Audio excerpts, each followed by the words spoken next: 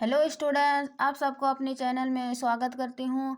आज का ये वीडियो क्लास 10th का जो है बायोलॉजी प्रैक्टिस कर रहे थे ऑब्जेक्टिव।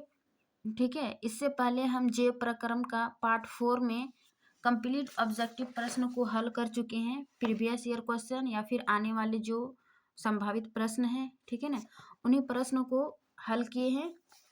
ये है ऑब्जेक्टिव टाइप क्वेश्चन। देखिए, जैव प्रक्रम का कंप्लीट हम हल करवा चुके हैं। आज हम चैप्टर 2 यानी कि बायोलॉजी का एनसीईआरटी क्लास 10th नियंत्रण एवं समन्वय, इस चैप्टर का हम थ्योरी पढ़ा चुके हैं। इसका कंप्लीट क्वेश्चन आंसर करवा चुके हैं। आज हम इसका ऑब्जेक्टिव टाइप क्वेश्चन देखेंगे। ठीक है, तो आप लोग का ऑब्जेक्टिव टाइप क्वेश्चन तैयारी कर लीजिए। ठीक है, देखिए, नियंत्रण एवं समन्वय ये प्रीवियस ईयर क्वेश्चन रहेगा, यानी कि जो पूछा गया है क्लास 10 बोर्ड में या फिर आने वाले की संभावना है। तो चलिए बिना देरी के शुरू करते हैं। क्वेश्चन 1, मनुष्य के शरीर के सबसे बड़ी ग्रंथि है। ठीक है ना, कि मनुष्य के शरीर के सबसे बड़ी ग्रंथि कौन सा ग्रंथि है? लीवर, अग्नाशय, अंडाशय या फिर एड्रिनल, है ना, एड्रिनल। तो इसका सही आंसर हो जाएगा लीवर, जो मनुष्य की सबसे बड़ी ग्रंथि है। उसके बाद लीवर के बाद आ जाएगा अग्नाशय, है ना, ये दूसरा नंबर में। पहला नंबर में लीवर, दूसरा नंबर में अग्नाशय। फिर नेक्स्ट 2 नंबर, ग्वाइटर अथवा घेंगा पनपता है। ग्वाइटर अथवा घेंगा पनपता है, किसके कमी से पनपता है? तो आयोडीन की कमी में। ठीक है, आयोडीन जो है वो थायराइड ग्रंथि में क्या होता है? सूजन हो जाती है। और थायराइड ग्रंथि से जो थायरॉक्सिन हार्मोन निकलती हैं उसके अनबैलेंस हो जाती है ना, और वो उसमें सूजन आ जाती है, जिसके कारण ग्वाइटर अथवा घेंगा रोग हो जाती है और हमारा गला जो फूल जाता है वो थायराइड ग्रंथि के सूजन के कारण। तो इसका सही आंसर हो जाएगा 2 का, आयोडीन के कमी से।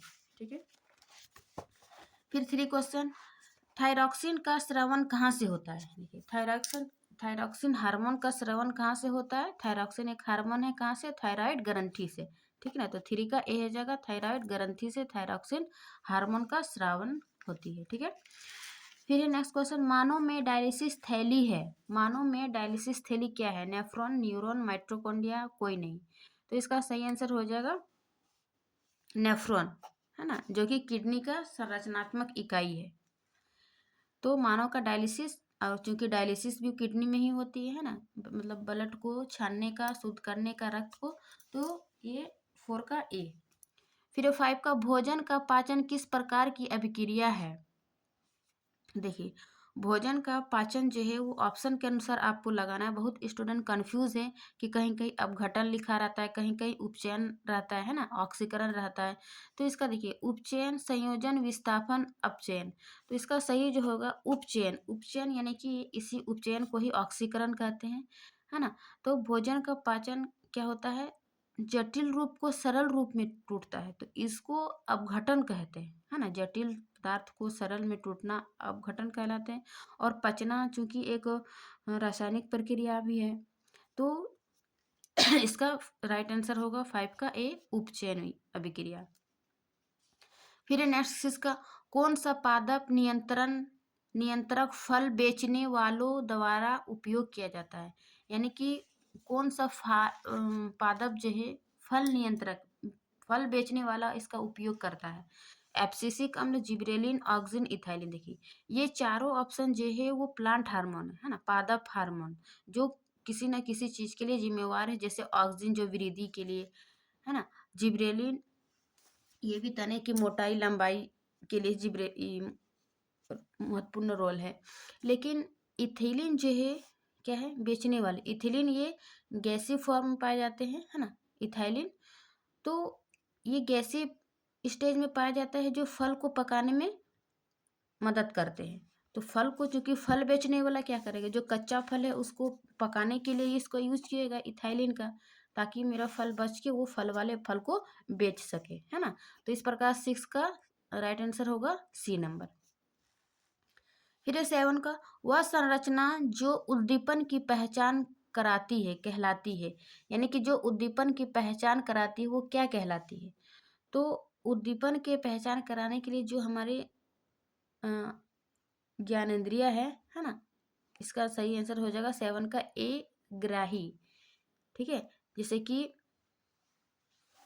ग्राही यानी कि जो भी सूचना को ग्रहण करते हैं, है ना, रिसेप्टर, या एक संवेदी अंग है। 7 का ए हो जाएगा। फिर है 8 का कि निम्नलिखित में से कौन सी एक अंतःस्रावी और बाह्यस्रावी ग्रंथि दो प्रकार की होती है। यानी कि ऑप्शन के अनुसार दिया हुआ है कि कौन सा एक अंग है ना, कि जो अंतःस्रावी और बाह्यस्रावी दोनों प्रकार की ग्रंथि स्रावित करती है। अग्नाशय, थायराइड, पैराथायराइड या पिट्यूटरी।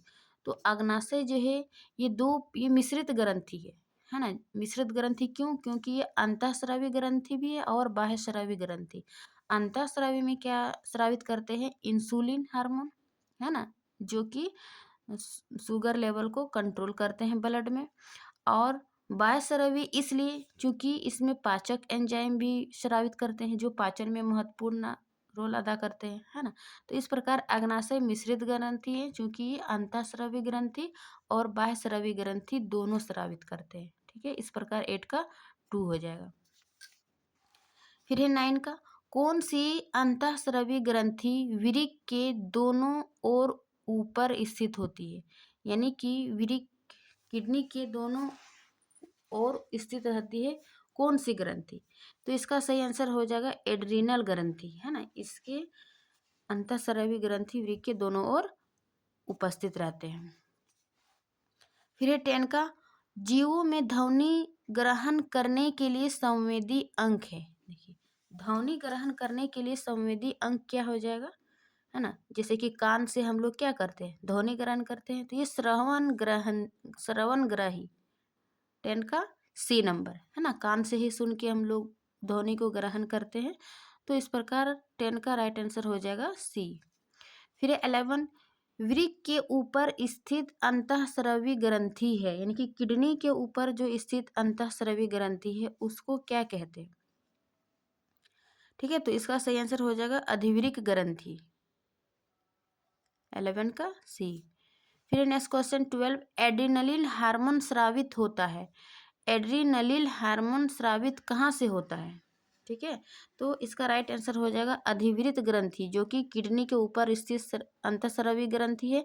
और यही अधिवृक्क ग्रंथि जो है वो एड्रिनलिन हार्मोन को स्रावित करते हैं। यहाँ पर जो देखें कि कौन से ग्रंथि किडनी के दोनों ओर स्थित होता है, तो ये एड्रिनलिन हार्मोन, नहीं सॉरी, ये तो एड्रिनल ग्रंथि हो गया, ये एड्रिनल हार्मोन है। ठीक है ना, जो कि अधिवृक्क ग्रंथि से स्रावित होती है। फिर नेक्स्ट क्वेश्चन 13 निम्न में कौन सा अंग संवेदी ग्रही नहीं है। संवेदी ग्रही यानी कि जैसे कि कान हो गया, नाक हो गया, है ना। तो ये सब क्या है? ये संवेदी ग्रही।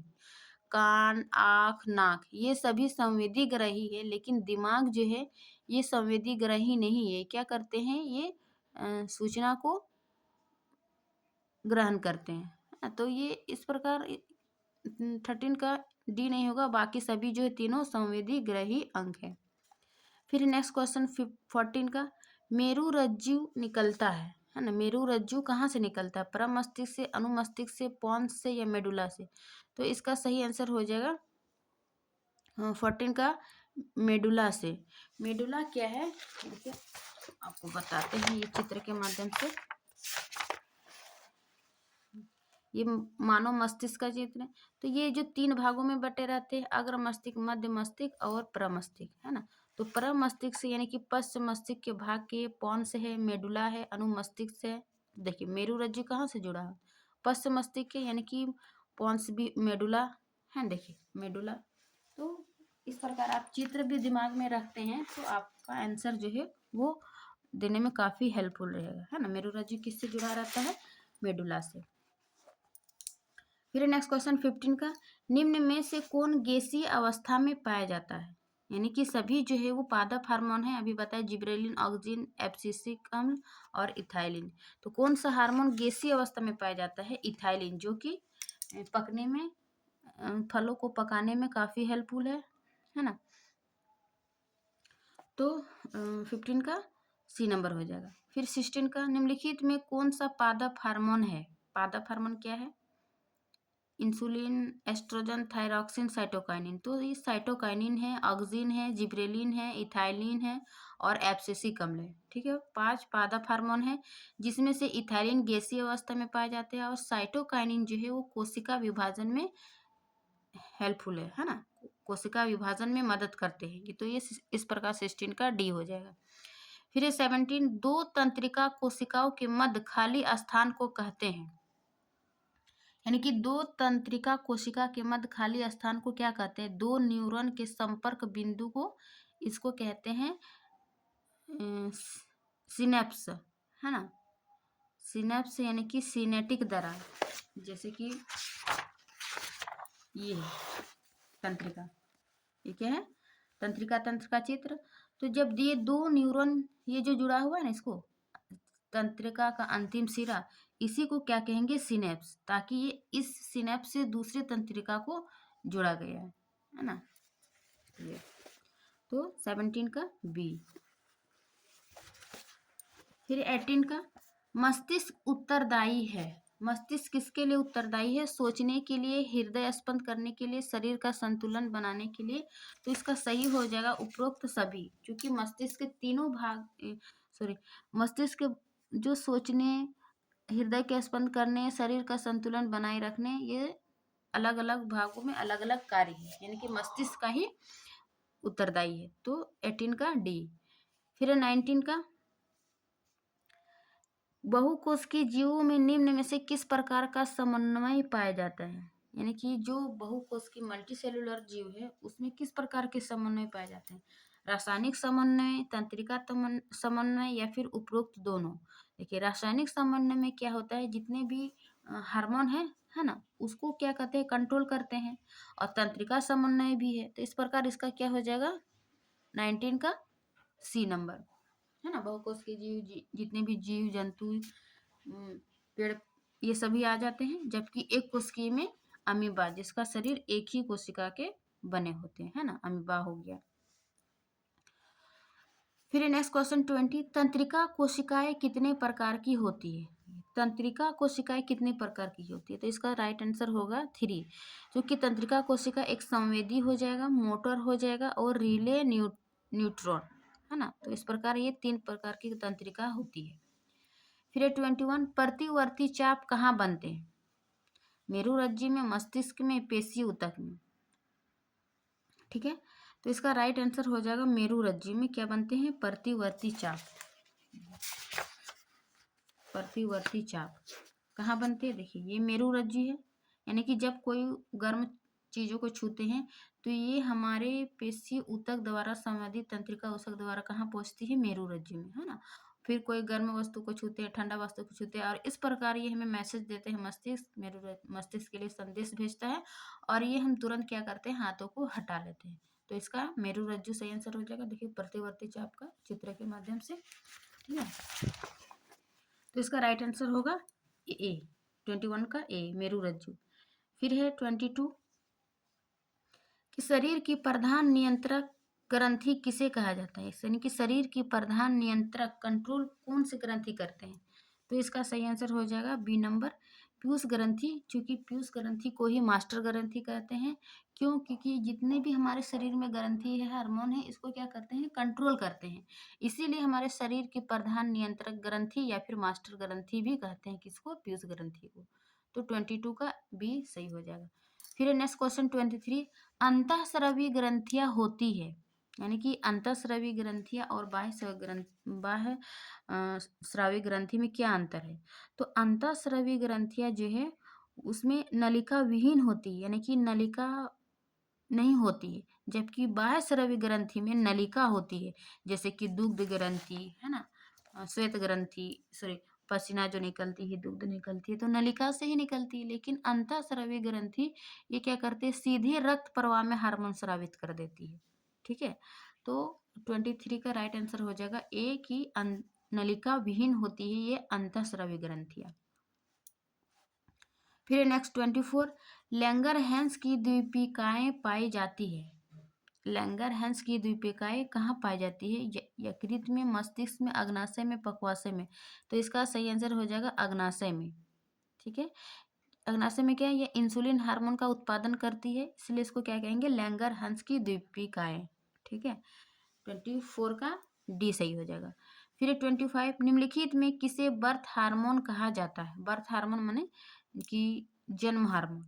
ठीक है ना, तो जन्म कौन देती है? महिलाएं। तो ये सिर्फ ऑक्सीटोसिन हार्मोन जो है वो केवल फीमेल में ही पाए जाएंगे। ठीक है ना, मादा में। निम्नलिखित में किसे बर्थ हार्मोन कहा जाता है? ऑक्सीटोसिन। क्यों? क्योंकि ये प्रसव के दौरान, यानी कि जब बच्चे डिलीवरी के समय क्या होते हैं, गर्भाशय के संकुचन को ये उत्तेजित करते हैं, ऑक्सीटोसिन हार्मोन, इसीलिए इसको बर्थ हार्मोन कहा जाता है। 25 का राइट आंसर हो जाएगा बी नंबर। फिर नेक्स्ट क्वेश्चन 26, निम्नलिखित में कौन पुरुष हार्मोन है? ठीक है, कौन पुरुष हार्मोन है? एड्रीनेलिन, एस्ट्रोजन, टेस्टोस्टेरोन या फिर इंसुलिन। पुरुष हार्मोन क्या हो जाएगा? तो इसका राइट आंसर हो जाएगा टेस्टोस्टेरोन, जो कि वृषण से स्रावित होते हैं, जबकि इंसुलिन अग्नाशय से और एस्ट्रोजन, एड्रेनलिन ये सब अलग हार्मोन है। ठीक है, 27, पत्तियों का मुरझाना किस पादप हार्मोन के कारण संभव है?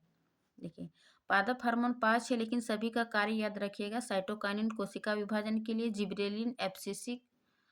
तो एब्सिसिक हार्मोन जो है पादप हार्मोन की वृद्धि को रोकता है और फिर पत्तियों को मुरझाता है ना। किस पादप हार्मोन का संभव हो पाता है? तो एब्सिसिक। जिबरेलिन जो है उसके तने की मोटाई को बढ़ाते हैं, ऑक्सिन उसके लंबाई को। तो इस प्रकार सभी हार्मोन का जो है वो कार्य अलग अलग है। ठीक है, तो 27 का सी हो जाएगा। फिर 28, स्रावित होने वाले हार्मोन का समय और मात्रा किस क्रियाविधि द्वारा कंट्रोल की जाती है? यानी कि स्रावित होने वाले हार्मोन का समय और मात्रा किस क्रियाविधि द्वारा कंट्रोल की जाती है? तो इसका सही आंसर हो जाएगा पुनर्भरण द्वारा। ठीक है, इसको फीडबैक बोलते हैं, पुनर्भरण को। फिर नेक्स्ट क्वेश्चन 29, जड़ का अधोगामी वृद्धि है, यानी कि अधोगामी कहने मतलब जड़ की किधर वृद्धि करते हैं? जड़ नीचे की ओर। तो नीचे की ओर कौन सा वृद्धि है? ये गुरुत्वानुवर्तन। ठीक है ना, और प्रकाश की ओर वृद्धि करना प्रकाशानुवर्तन, जल के ओर वृद्धि करना जलानुवर्तन। ठीक है ना, तो इस प्रकार जड़ का जो अधोगामी वृद्धि है वो गुरुत्वानुवर्तन है, यानी कि नीचे जड़ जमीन के नीचे वृद्धि करते हैं। ठीक है ना, तो 29 का राइट आंसर हो जाएगा बी। फिर 30 का पॉन्स मेडुला और अनुमस्तिष्क किसका भाग है? अभी हम देखिए कि पॉन्स मेडुला और अनुमस्तिष्क किसका भाग था। पॉन्स मेडुला और अनुमस्तिष्क किसका भाग है? तो मस्तिष्क के 3 भाग है, अग्र मस्तिष्क, मध्य मस्तिष्क, ये पश्च मस्तिष्क का ही भाग है ना, ये पश्च मस्तिष्क का भाग है। तो इसका राइट आंसर क्या हो जाएगा? पश्च मस्तिष्क का है ना, 30 का सी नंबर। फिर 31 का, निम्नलिखित में कौन सी अनैच्छिक क्रिया नहीं है? अनैच्छिक क्रिया यानी कि जो कि हम खुद ऐच्छिक नहीं है। ऐच्छिक हो जाएगा वमन, यानी कि उल्टी, लार आना, हृदय का धड़कना, ये सभी क्या है? ऐच्छिक क्रिया है, वो हमारे कंट्रोल में नहीं है। लेकिन चबाना जो है वो हमारे कंट्रोल में है, ये एक अनैच्छिक क्रिया नहीं है। ठीक है ना, ये ऐच्छिक क्रिया है, सॉरी अनैच्छिक क्रिया नहीं है चबाना। फिर है 32 का, आयोडीन की कमी से कौन सा रोग होता है? अभी हम देखिए कि आयोडीन की कमी से कौन सा रोग हो रहा था, घेंगा या फिर ग्वाइटर, है ना, जो कि आयोडीन की कमी से हो रही है। ये थायराइड ग्रंथि में सूजन आ जाती है, जिस कारण थायराइड ग्रंथि से निकलने वाले थायरॉक्सिन हार्मोन जो है वो इनबैलेंस हो जाते हैं। ठीक है ना, 32 का ए सही हो जाएगा।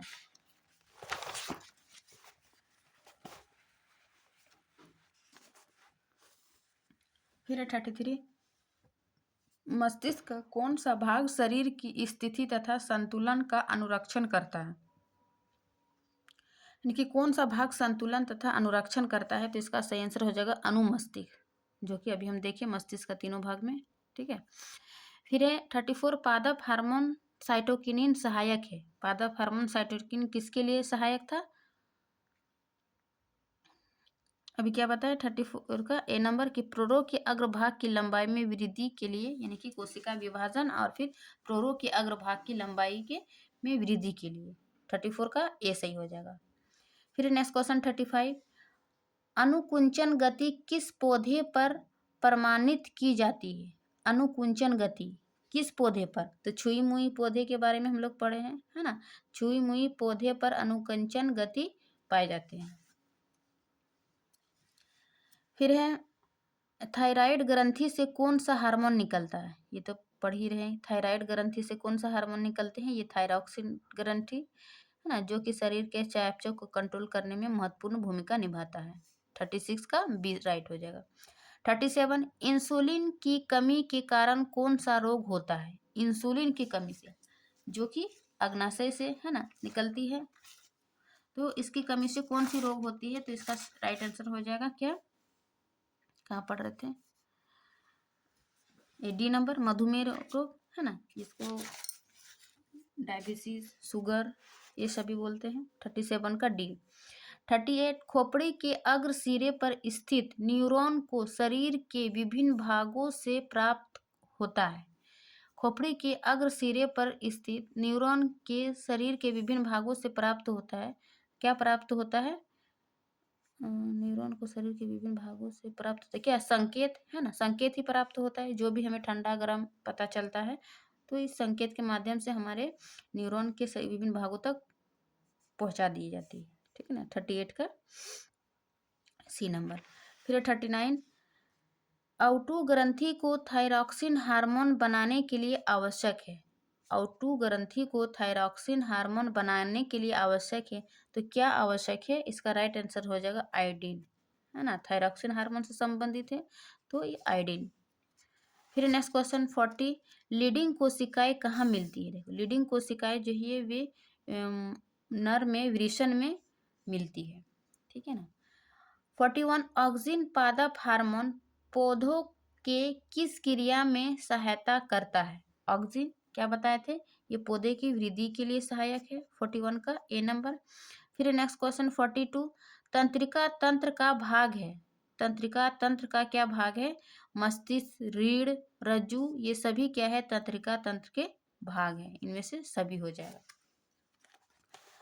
फिर नेक्स्ट क्वेश्चन 43, एस्ट्रोजन, प्रोजेस्टेरोन एवं रिलैक्सिन हार्मोन स्रावित होते हैं। एस्ट्रोजन, प्रोजेस्टेरोन, रिलैक्सिन, ये सभी क्या है? मादा हार्मोन है।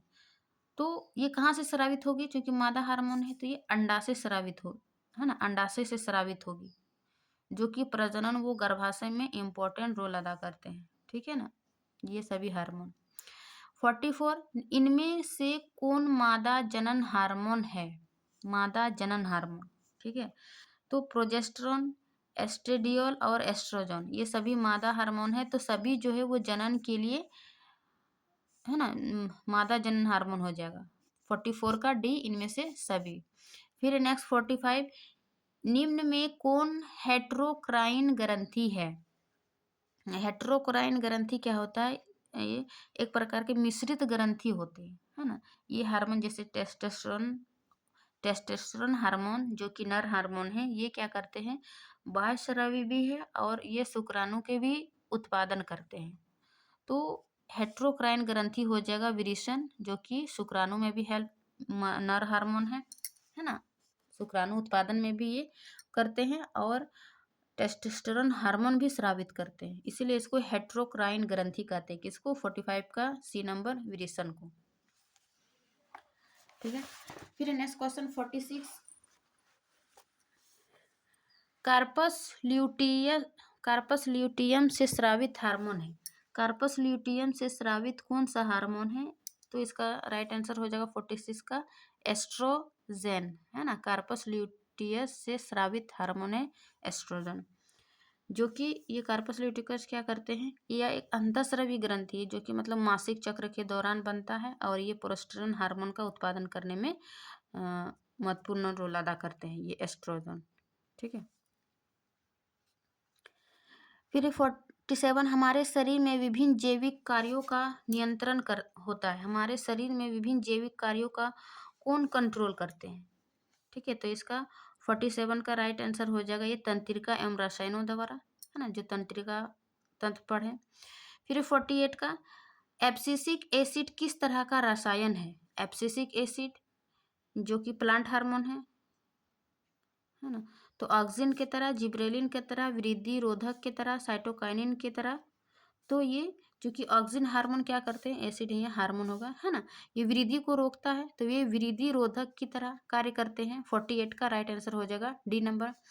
49 क्या है? बीज रहित पौधे के उत्पादन में ये सहायक होते हैं, यानी कि जो बीज रहित, बीज नहीं पाए जाते, उसके पौधे के उत्पादन में कौन से हार्मोन सहायक है? तो चूंकि ऑक्सिन और जिब्रेलिन जो है वृद्धि के लिए सहायक है, तो ये बीज रहित पौधे के उत्पादन में भी सहायक होते हैं। 49 का डी सही हो जाएगा। 50 का क्या है? इनमें कौन फल पकाने के लिए प्रयुक्त है? कौन से hormone? Auxin, ethylene, gibberellin, cytokinin. अभी हम बताए कि कितने प्लांट हार्मोन जो है 5 है, लेकिन सभी का कार्य अलग अलग है। फलों को पकाने के लिए अभी हम क्या देखें नेक्स्ट क्वेश्चन में, सी नंबर। ये क्या है? गैसीय अवस्था में पाए जाते हैं जो कि फलों को पकाने में मदद करते हैं। 50 का सी राइट हो जाएगा। 51 मस्तिष्क का कौन सा भाग हृदय स्पंदन तथा श्वसन गति की दर को कंट्रोल करता है? तो इसका राइट आंसर हो जाएगा मेडुला, जो कि मस्तिष्क के पश्च मस्तिष्क का भाग है। सभी का अलग अलग मस्तिष्क कार्य है। यदि आप इसका थ्योरी पढ़ना चाहते हैं तो चैनल पर प्लेलिस्ट बना हुआ है, आप इसका कंप्लीट वन शॉट थ्योरी देख सकते हैं, ठीक है ना, जो कि आपको ऑब्जेक्टिव बनाने में काफ़ी हेल्पफुल होगा, ठीक है। फिर नेक्स्ट क्वेश्चन 52, इनमें कौन वृद्धि और चतुराई का केंद्र है? वृद्धि और चतुराई का केंद्र, तो ये हो जाएगा सेरिब्रम, मस्तिष्क का भाग है सेरिब्रम। फिर 53 हार्मोन स्रावित होता है। हार्मोन स्रावित कहाँ से होता है? तो हार्मोन जो है वो अंतःस्रावी से ग्रंथि होता है, जो कि इसमें नलिका विहीन होता है, नलिका नहीं होता है, ठीक है। तो 53 का ये राइट हो जाएगा। एंड्रोजन है, एंड्रोजन क्या है? एंड्रोजन तो ये नर लिंग हार्मोन है एंड्रोजन, है ना।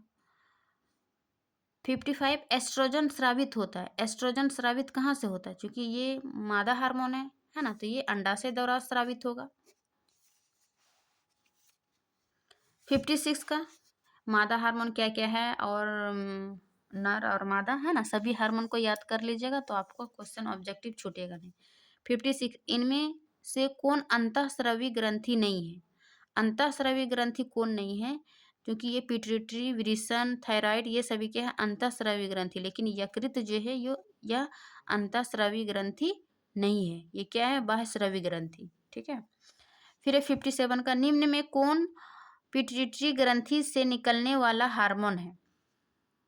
पिट्यूटरी ग्रंथि से ये एंड्रोजन हार्मोन निकलती है, ठीक है। 57 का डी राइट हो जाएगा। फिर 58 मधुमक्खी का डंक एवं एक अम्ल छोड़ता है। जब मधुमक्खी काटती है ना तो वो एक अम्ल छोड़ता है, जिसके कारण हमें दर्द एवं जलन का अनुभव होता है। यह अम्ल कौन है? कौन सा है? यानी कि मधुमक्खी के डंक में कौन सा अम्ल पाए जाते हैं? तो ये मेथोनोइक अम्ल है ना, जो कि हमें दर्द, उस अम्ल के कारण दर्द और जलन महसूस होती है। फिर नेक्स्ट क्वेश्चन 59 तंत्रिका तंत्र की संरचनात्मक एवं क्रियात्मक इकाई को क्या कहते हैं? तो इसको तो न्यूरॉन कहते हैं, है ना। और किडनी की यानी कि वृक्क की रचनात्मक एवं क्रियात्मक इकाई हो जाएगा नेफ्रॉन। इस चैप्टर को हम कंप्लीट करते हैं, अध्याय 2 को, है ना। 68 क्वेश्चन है, 60 तक हम लोग पहुंच गए हैं। किसे रासायनिक दूत कहा जाता है? कि किसे रासायनिक दूत कहा जाता है, यानी कि हार्मोन जो है विभिन्न अंगों तक पहुंचाता है ना, तो इसको रासायनिक दूत कहा जाता है हार्मोन को। 61 शरीर का संतुलन बनाए रखता है। शरीर के संतुलन को कौन बनाए रखता है? तो मस्तिष्क का ये सेरिब्रम पार्ट, ठीक है। 62 किशोरावस्था में होने वाले शारीरिक परिवर्तन का कारण है। किशोरावस्था में जो है ना, लड़का में और लड़कियों में अलग अलग परिवर्तन देखने को मिलता है, तो वो किसके कारण? टेस्टोस्टेरोन और एस्ट्रोजन, क्योंकि टेस्टोस्टेरोन जो है वो नर हार्मोन है और एस्ट्रोजन जो है वो मादा हार्मोन है। तो इसका ए और बी दोनों हो जाएगा, क्योंकि दोनों के शारीरिक परिवर्तन जो है अलग अलग देखने को मिलता है, ठीक है। फिर नेक्स्ट क्वेश्चन 63 निम्नलिखित में कौन पादप हार्मोन नहीं है? पादप हार्मोन अभी हम क्या देखें, एथिलीन है, ऑक्सिन है, साइटोकाइनिन, लेकिन ये ऑक्सीटॉक्सिन जो है वो मादा हार्मोन है, पादप हार्मोन नहीं है। तो 63 का राइट आंसर हो जाएगा डी। फिर नेक्स्ट क्वेश्चन 64, पौधों और पशुओं की कोशिकाओं का वैज्ञानिक अध्ययन क्या कहलाता है? यानी कि प्लांट और एनिमल की कोशिकाओं का जो वैज्ञानिक अध्ययन करते हैं उसको क्या कहते हैं? तो इसको कोशिका विज्ञान, है ना, क्योंकि उसकी कोशिका के अध्ययन को कोशिका विज्ञान कहेंगे। 64 का भी सही हो जाएगा। 65, मानव शरीर में सबसे लंबी कोशिका कौन है? मानव शरीर की सबसे लंबी कोशिका क्या हो जाएगा? ये तंत्रिका कोशिका, है ना। 66, टेस्टोस्टेरोन स्रावित होता है। टेस्टोस्टेरोन क्या है? ये नर हार्मोन है, तो ये वृषण से स्रावित होगा। 66 का ए नंबर। फिर 67, रुधिर चाप कंट्रोल होता है। रुधिर चाप किससे कंट्रोल होता है? ठीक है, तो ये एड्रिनल द्वारा, एड्रिनल ग्रंथि द्वारा।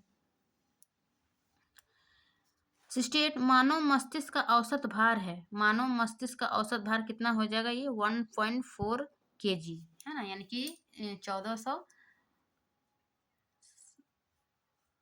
1.4 अच्छा ग्राम, हाँ 1400 ग्राम, और 1 kg 400 ग्राम, kg में लिखा हुआ है। ठीक है, तो 68 का सी हो जाएगा।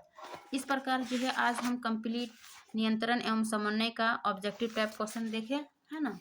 आप यदि इसका थ्योरी या फिर क्वेश्चन आंसर देखना चाहते हैं तो चैनल पर सब प्लेलिस्ट बना हुआ है, आप वहाँ से देख सकते हैं।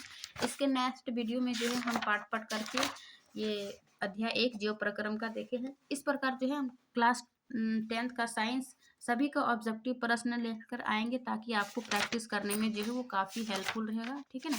नेक्स्ट चैप्टर लेकर आएंगे, जीव जनन कैसे करते हैं।